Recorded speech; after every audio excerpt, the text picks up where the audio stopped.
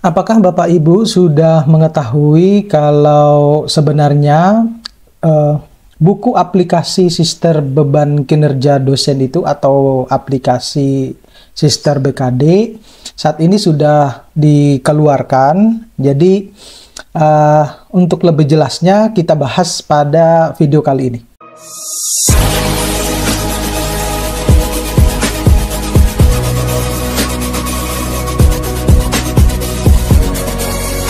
Assalamualaikum warahmatullahi wabarakatuh.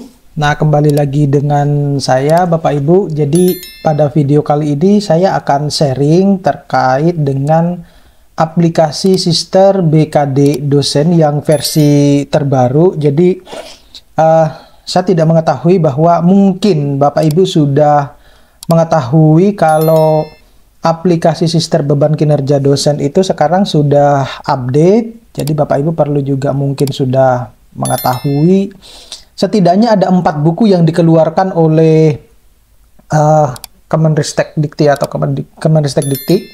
Dalam hal ini adalah aplikasi user untuk panduan dosen, kemudian ada juga yang untuk asesor, kemudian ada yang pengelola BKD, dalam hal ini mungkin yang pihak kampusnya, sama yang untuk LL Dikti. Jadi ada 4 buku yang dikeluarkan oleh yang dikeluarkan oleh Kemendikbud. Nah, ini yang perlu Bapak Ibu ketahui bahwasanya di dalam aplikasi ini ada beberapa hal yang perlu Bapak Ibu update, ya, terutama terkait dengan portofolio. Tampilan dari yang kita akan bahas pada video kali ini adalah yang berkaitan dengan panduan pengguna untuk dosen. Jadi Bapak Ibu perlu harus lebih jeli lagi nanti ketika Bapak Ibu sudah membuka Sister masing-masing, nanti harus sudah memastikan bahwa oh, ini panduannya untuk yang dosen, ini panduannya untuk yang asesor, dan ini yang panduannya untuk pengelola, misalnya semacam itu. Nah, kalau yang untuk asesor berarti mereka harus memperhatikan juga yang khusus untuk asesor. Nah, ini adalah yang panduan pengguna khusus untuk dosen. Nanti mungkin kalau saya dapat izin dari yang saya pegang akun sisternya yang sebagai asesor, mungkin saya akan bisa memberikan panduan juga untuk yang khusus untuk asesor. Nah, jadi ini yang untuk yang kita akan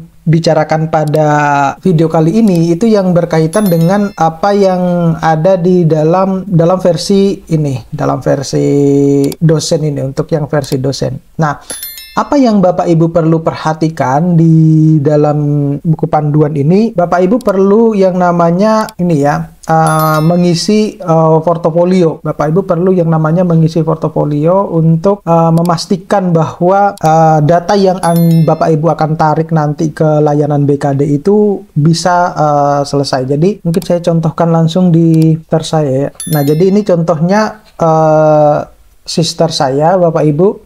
Yang perlu Bapak Ibu perhatikan nanti itu adalah yang di sebelah kiri ini, itu adalah portofolio yang Bapak Ibu harus isi. Jadi kalau misalnya pertanyaannya adalah kalau misalnya di layanan BKD itu tidak muncul, berarti Bapak Ibu harus mengupdate sisternya dulu. Tetapi mungkin dari Bapak Ibu yang sudah yang baru lulus, maksud saya yang baru lulus di Serdos, yang perlu Bapak Ibu perhatikan itu adalah Bapak Ibu harus register dulu ya, register dulu di sini khusus untuk mereka atau Bapak Ibu yang baru lulus di ini, yang baru lulus di Serdos. Jadi harus register dulu.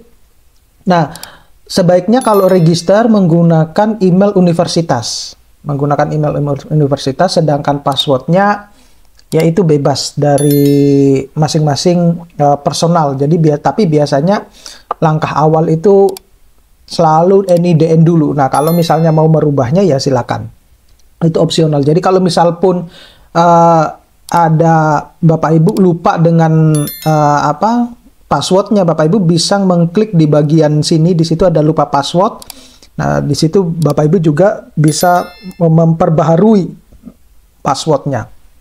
Nah, jadi itu khusus untuk Bapak Ibu yang baru lulus di Cerdos dan baru akan melakukan pelaporan. Nah, tetapi bagi Bapak Ibu yang sudah lulus Cerdos ya tentunya menggunakan username dan password yang lama. Kembali lagi ke portofolio yang ada di BKD.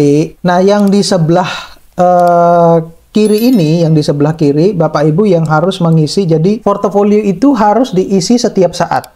Itulah bagus, enaknya kalau mengisi yang sister ini ya. Jadi setiap kali ada updating yang terkait dengan apa yang informasi ya, entah itu dari seminar, jurnal baik nasional maupun internasional, itu kita update-nya di sini. Jadi kalau pendidikan biasanya ditariknya dari ini ya, dari PDPT Dikti misalnya. Jadi sudah ada. Nah, kita tinggal menyesuaikan saja, disesuaikan tentunya apakah ini memenuhi undang-undang atau tidak. Kalau tentunya memenuhi, kalau tidak memenuhi misalnya ya berarti mungkin sebagian harus dijadikan sebagai beban lebih. Nah, begitupun kalau yang penelitian, karena saya berbicara di sini secara general, tidak berbicara tentang khusus ini untuk lektor kepala, ini yang untuk asisten ataupun lektor. Jadi untuk pelaksanaan penelitian yang dimasukkan ya tetap adalah output dari jurnal ataupun ya dari jurnal nasional maupun internasional. Jadi outputnya yang sekarang itu tidak lagi kita berbicara bahwa oh ini lagi proses submitted atau ini lagi prosesnya lagi under review. Jadi sudah tidak seperti itu. Jadi semuanya yang harus sudah publish. Nah, berbeda lagi dengan kasus kalau kita punya project penelitian yang diajukan misalnya ke Dikti ataupun proyek-proyek penelitian dari kampusnya yang mungkin itu belum selesai, tetapi misalnya ada pelaporan pendahuluan maupun pelaporan yang lain, itu tetap harus disubmit. Itu berbeda kasusnya kalau dengan yang jurnal nasional maupun internasional. Jadi kalau yang jurnal nasional maupun internasional tentunya yang harus sudah publish ya. Kalau untuk yang penelitian, jadi Bapak Ibu bisa mengklik di sini, tentunya publikasinya ya dalam bentuk apa? Apakah penelitian ataupun publikasi karya? Nanti Bapak Ibu bisa melihat di sini ya, di bagian penelitian ini. Nah, kalau yang pengabdian ya tentunya yang berkaitan dengan pengabdian. Jadi Bapak Ibu kalau misalnya dilakukan secara tim gitu ya, mungkin ada salah satu yang mengupload saja. Jadi tidak setiap dosen harus mengupload ini kalau berbicara secara tim ya. Jadi hanya salah satu saja yang mengupload, kemudian di hashtag teman-temannya. Jadi di situ nanti secara otomatis akan masuk ke dalam portofolio. Jadi tidak perlu harus seperti di sini harus tambah manual gitu. Khawatirnya begini, ini pengalaman kalau misalnya masing-masing dosen menginput, memasukkan data di portofolio dengan judul yang sama, dengan nama-nama yang sama, itu akhirnya akan double-double. Jadi sebaiknya mungkin salah satu dari tim itu, misalnya kita berbicara yang paling sering terjadi data yang lebih dari satu masuk itu adalah di pengabdian. Jadi sebaiknya kalau di pengabdian itu ya satu aja yang menginput.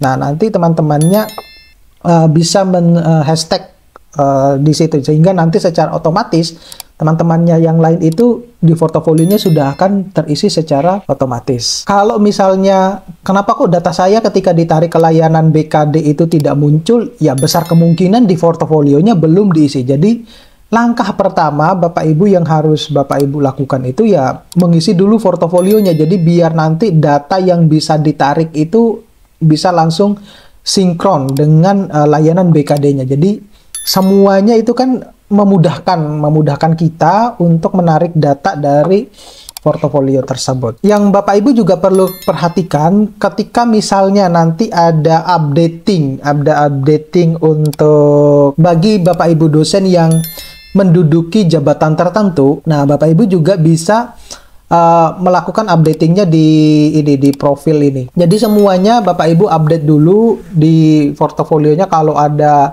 luaran-luaran yang terkait dengan apa yang sudah ditempuh selama satu semester tersebut. Nah, Bapak Ibu bisa mengupdate dulu di portofolionya sehingga bisa ditarik data. Yang saya contohkan ini karena posisi saya saat ini sedang lagi tugas belajar. Jadi kalau misalnya kita lihat di rekapan KD, nah ini yang saya contohkan saja semacam ini. Jadi biasanya kalau kita mengisi itu mulai dari biodata, di sini akan terlihat posisi jabatan fungsional kita itu di mana. Jadi akan terlihat bahwa karena ada beberapa kasus seperti yang terjadi di kampus saya itu, mungkin karena beliaunya tidak mengupdate portofolionya, sehingga ketika jabatan fungsionalnya yang terbaru itu sudah turun, dia belum mengupdate, sehingga posisinya di sini tidak berubah yang khusus untuk jabatan fungsional. Nah, itu penting sekali karena ya kaitannya dengan uang.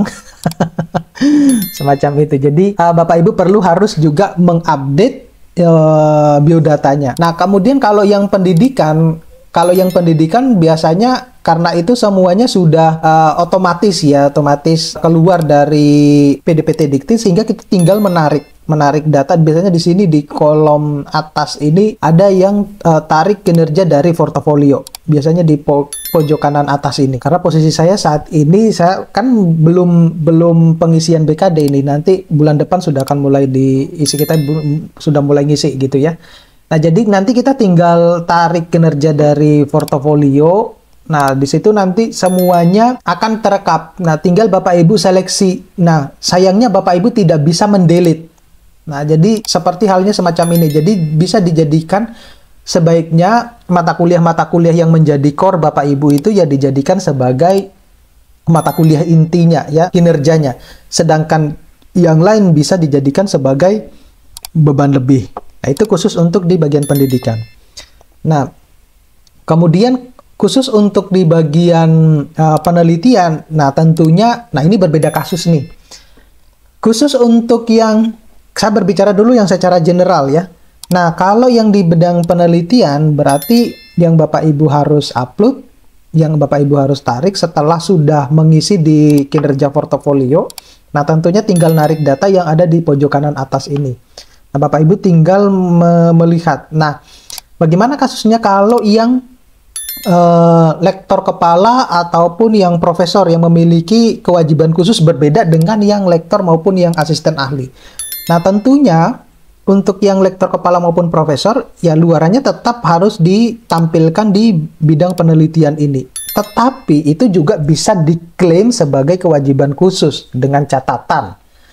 Kalau memang jurnal yang dia tampilkan di portofolio kemudian ditarik ke layanan BKD itu adalah yang sesuai dengan persyaratan undang-undang. Jadi seperti yang sudah saya jelaskan di video saya sebelumnya terkait dengan kewajiban khusus yang lektor kepala itu, minimal kan harus yang Sinta 2 ya, minimal yang harus Sinta 2. Jadi itu yang harus, jadi bisa diklaim di bidang 2 maupun bisa diklaim di kewajiban khusus.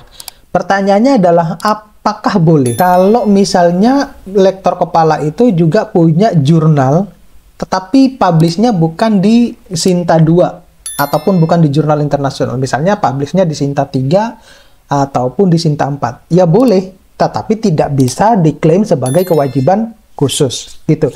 Nah, prediksi saya Bapak Ibu, nanti kita kembali ke ini ya, ke portofolio. Di bidang penelitian itu nanti ada menu bahwa apakah jurnal ini termasuk dalam sudah digolong-golongkan nanti apakah ini termasuk di Sinta 2 atau Sinta internasional dan lain-lain gitu. Kalau yang lama itu kan di situ yang penting tertulis bahwa terakreditasi Kemenristek gitu.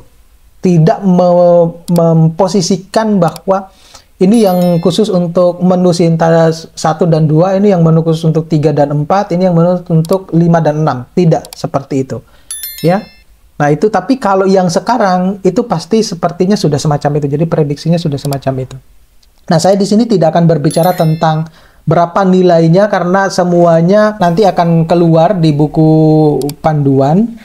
Nah, setelah kemudian kalau yang pengabdian seperti yang sudah saya sampaikan Bapak Ibu tadi, sebaiknya yang diisi itu adalah 1 orang saja. Jangan biar nanti tidak double-double sehingga ketika ditarik dari portofolio itu kok muncul dengan judul yang sama tapi banyak semacam itu. Ya, sehingga kita harus perlu mendelete. Tetapi resikonya setiap kali kita buka sister kita masing-masing itu akan muncul. Nah, sedangkan untuk yang lainnya seperti penunjang, ya saya kira yang masih berlaku lah. Kemudian kalau yang simpulan, nah tentunya kalau simpulan sesuai dengan peraturan yang ada. Kalau yang sesuai dengan simpulan, nah biasanya kalau di simpulan itu khusus untuk yang kewajiban khusus ya, lektor kepala, di situ juga ada kriteria untuk kewajiban khusus lektor kepala ya. Jadi kalau misalnya bertanya mulai kapan sih akan diberlakukannya apa itu, kalau kita tidak memenuhi kewajiban khusus ya, Bapak Ibu bisa lihat di video saya yang sebelumnya. Oke, terima kasih Bapak Ibu. Mudah-mudahan ini bisa bermanfaat. Kalau ada waktu mungkin saya akan juga bisa menjelaskan panduan khusus untuk yang asesor, karena ini berbeda. Asesor itu ada yang untuk asesor dalam maupun asesor luar. Tapi saya perlu izin dulu sama yang lain dulu. Oke, terima kasih. Saya akhiri, sampai ketemu pada video-video berikutnya. Jangan lupa untuk subscribe, like, share, dan komen kalau memang video ini betul-betul bermanfaat buat Bapak Ibu. Saya akhiri, Assalamualaikum warahmatullahi wabarakatuh.